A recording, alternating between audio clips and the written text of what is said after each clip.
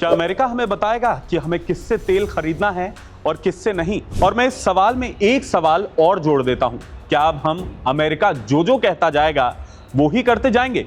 हमने अनुमति ली, क्या हम तेल ले लें रशिया से? हमें मिल गई अनुमति। They will decide. Our prime minister will not decide. वो बहू को घर जाना होता है मायके, तो ससुराल से अनुमति लेती है ना कि मैं चली जाऊं, बोले हाँ चले जाओ।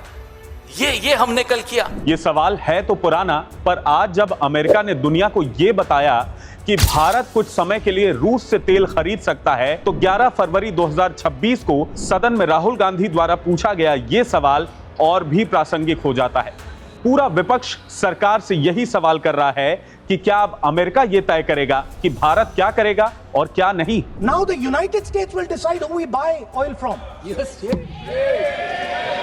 The United States will come to us and say you cannot buy oil from so and so and so and so and so and so.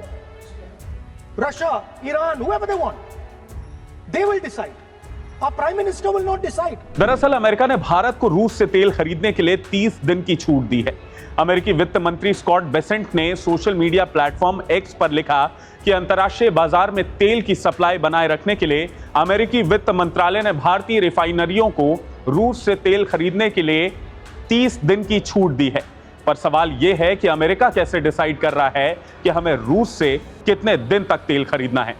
इसके पहले अमेरिका यह भी डिसाइड कर चुका है कि रूस से पहले हमें किससे तेल नहीं खरीदना है, और अमेरिका के कहने पर ही भारत ने ईरान से तेल खरीदना बंद किया था। कुछ समय पहले अमेरिका ने रूस से तेल खरीदने पर भी भारत पर एक्स्ट्रा 25% का टैरिफ लगा दिया था। इससे भारत पर कुल अमेरिकी टैरिफ 50% हो गया था। इसके बाद फरवरी 2026 को अमेरिका के राष्ट्रपति डोनाल्ड ट्रंप ने कहा था कि भारत ने रूसी तेल खरीद बंद करने का वादा किया है, इसलिए उसके साथ ये ट्रेड डील की जा रही है और उस पर लगा 50% टैरिफ घटाकर 18% कर दिया गया है।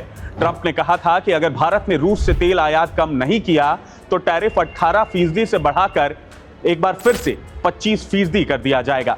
और तो और अमेरिका बार बार हमारी बेइज्जती करते ही जा रहा है और हम चुपचाप सुनते जा रहे हैं। पहले ट्रंप ने भारत को बेइज्जत किया ये कहकर कि अगर भारत अमेरिका की बात नहीं माना तो उसे और टैरिफ की मार झेलनी होगी, और अब अमेरिका के अधिकारी भारत की धरती पर आता है और खुलेआम हमें यह कहकर जलील करता है कि हम भारत के साथ वो गलती नहीं करेंगे जो हमने 20 साल पहले चाइना के साथ की थी। हम भारत का बाजार इतना बड़ा नहीं होने देंगे कि भविष्य में भारत हमसे compete कर सके। Again, India should understand that we're not going to make the same mistakes with India that we made with China 20 years ago in terms of saying, oh, you know, we're going to let you, be able to develop all these markets, and then the next thing we know, you're beating us in a lot of commercial things. We're going to make sure that whatever we do, it's fair to our people. ना हमारी सरकार इस पर कोई टिप्पणी करती है और ना जवाब देती है, और ना ही उस ट्वीट पर जिसमें अमेरिका हमें यह बता रहा है कि हम रूस से तेल खरीद सकते हैं पर सिर्फ कुछ समय के लिए। क्या आपको नहीं लगता कि भारत को अब अपना स्टैंड लेना चाहिए?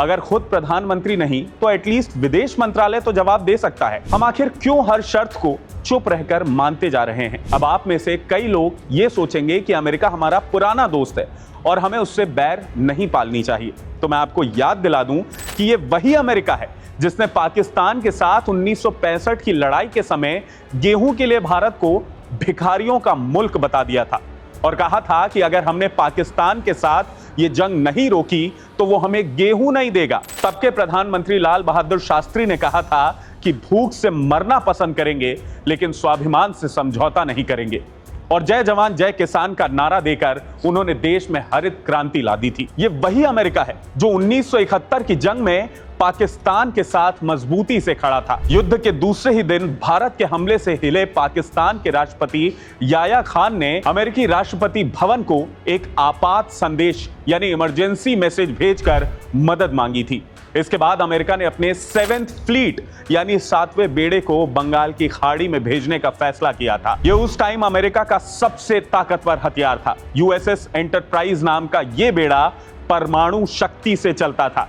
उस समय भारत को 3 तरीके से घेरने की प्लानिंग थी, पर तब रूस, जो कि उस समय यूएसएसआर था, उसने अपना बेड़ा भेजकर अमेरिका का रास्ता रोक दिया था, जिससे यूएस को अपना रास्ता बदलना पड़ गया था। दरअसल अमेरिका बस एक प्योर बिजनेसमैन देश है जो दोस्त नहीं सिर्फ गुंडई में भरोसा रखता है।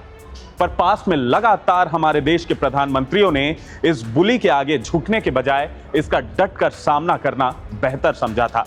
फिर चाहे वो पोखरण का न्यूक्लियर टेस्ट हो या पीएम इंदिरा गांधी का ये statement. What then do you expect the future of India to be, Mrs. Gandhi? Well, the future of India is for us to decide, and we will fight it out in India.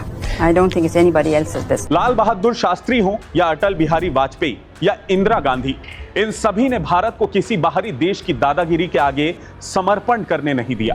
पर आज जो स्थिति है उसे लेकर opposition लगातार मोदी सरकार पर निशाना साध रहा है। कांग्रेस नेता राहुल गांधी ने एक्स पर लिखा कि आज जो हम देख रहे हैं वो कोई नीति नहीं है, ये एक समझौता कर चुके व्यक्ति के शोषण का परिणाम है। राहुल गांधी ने लोकसभा में 11 फरवरी को दिए अपने भाषण को शेयर करते हुए ये बात कही। ये वही भाषण है जो अब से कुछ समय पहले आपको इस वीडियो की शुरुआत में देखने को मिला था। कपिल सिब्बल ने एक्स पर लिखा कि भारत लोकतंत्र की जननी, अमेरिका भारत को 30 दिनों के लिए तेल खरीदने की अनुमति दे रहा है। हमारा आत्मनिर्भर भारत, हमारी स्वतंत्र विदेश नीति। कांग्रेस प्रवक्ता पवन खेड़ा ने भी भारत के लिए इसे शर्मनाक स्थिति बताया। और यहां भीख मिल रही है हमें 30 दिन की और हम ले रहे हैं।